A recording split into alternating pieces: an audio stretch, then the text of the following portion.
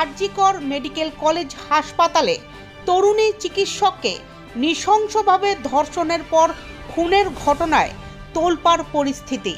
দোষীদের গ্রেফতার ও উপযুক্ত শাস্তির দাবিতে এবার দুর্গাপুরের আইনজীবীরা নামল আন্দোলনে। মৌন মিছিল করে দুর্গাপুর মহকুমা আদালত থেকে সিটি সেন্টার বাস স্ট্যান্ড হয়ে আবার দুর্গাপুর মহকুমা আদালতেই শেষ হয় এই মৌন মিছিল।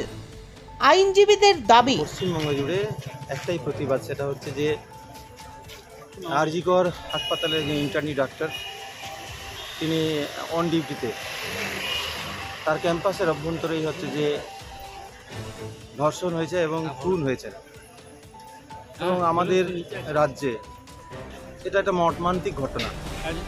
যে ঘটনার পরিপ্রেক্ষিতে আমরা যারা বাবা, আমরা যারা বড়দা, আমরা ভয় পাচ্ছি। আমাদের সন্তান সন্ততি, আমাদের ছেলে মেয়েদের এই পেশাতেও নিরাপত্তা নেই, এরকম একটা অনিশ্চয়তায় ভুগছি আমরা।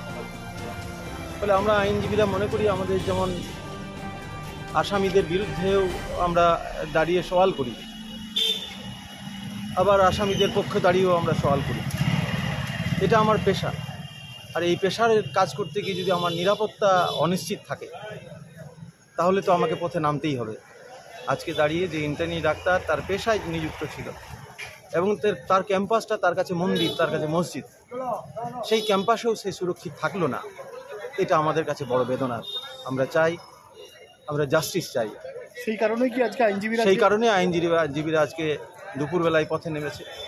গোটা রাজ্য জুড়েই বিভিন্ন জায়গায় শুভবুদ্ধি সম্পন্ন মানুষ, দলমত, জাতি, ধর্ম নির্বিশেষে সবাই পথে নেমে জাস্টিস চাইছে। কি নাম আপনার? আমি আইয়ুব আনসারী, আইনজীবী, দুর্গাপুর মহকুমা আদালত।